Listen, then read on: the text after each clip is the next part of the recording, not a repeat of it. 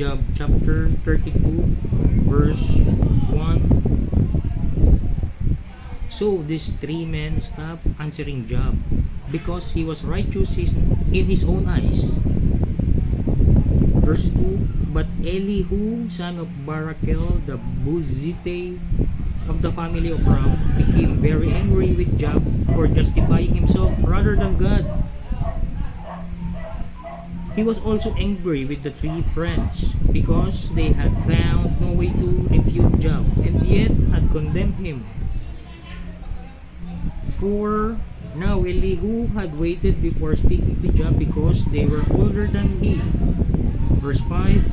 But when he saw that the three men had nothing more to say, his anger was aroused. Verse 6. So Elihu, son of Barakel the Buzite, said, I am young in years, and you are old. That is why I was fearful, not daring to tell you what I know.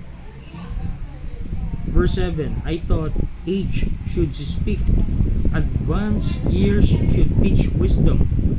But verse 8. But it is the spirit in a man, the breath of the Almighty, that gives him understanding. Verse 9. It is not only the old who are wise, not only the aged who understand what is right. Verse 10. Therefore I say, listen to me, I too will tell you what I know. Verse 11. I waited while you spoke, I listened to your reasoning while you were searching for words. Verse 12.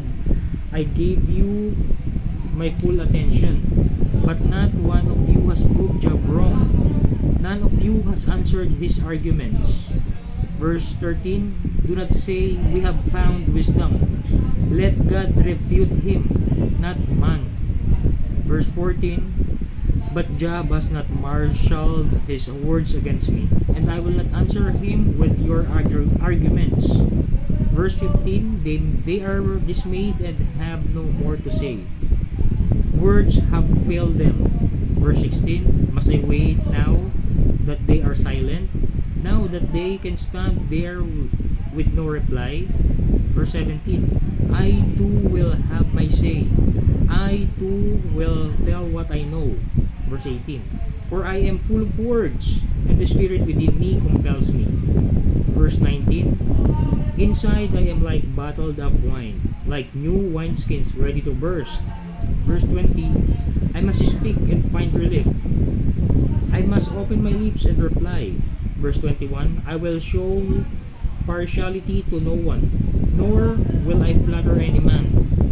Verse 22. For if I were skilled in flattery, my maker would take me away. Chapter 33. But now, Job, listen to my words. Pay attention to everything I say. Verse 2. I am about to open my mouth. My words are on the tip of my tongue.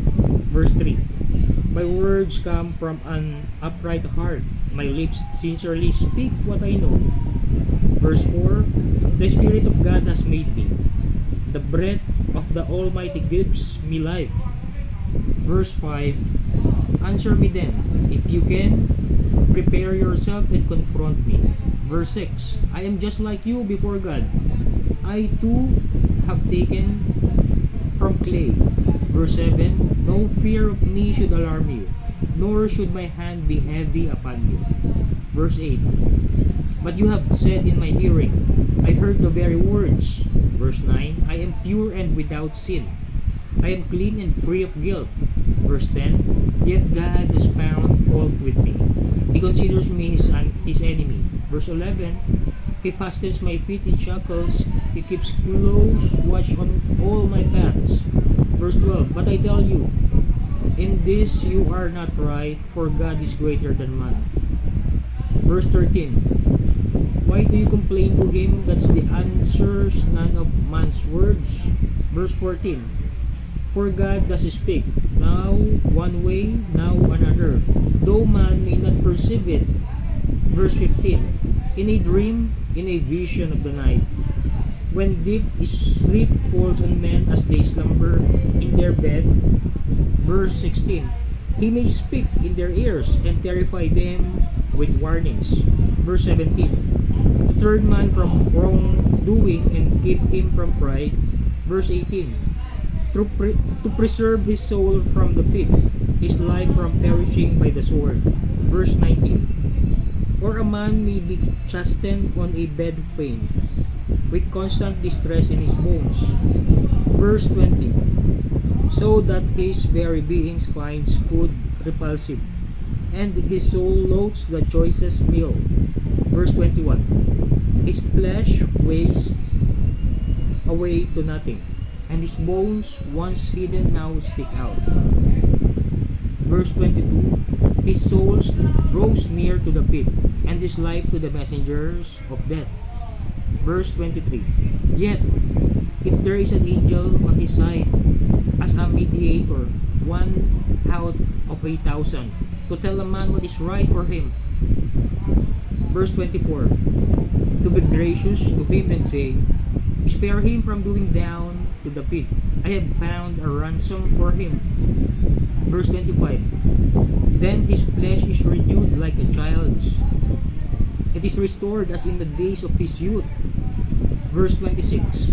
He prays to God and finds favor with him. He sees God's face and shouts for joy.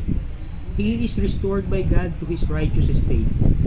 Verse 27. Then he comes to men and says, I sinned and perverted what was right, but I did not get what I deserved.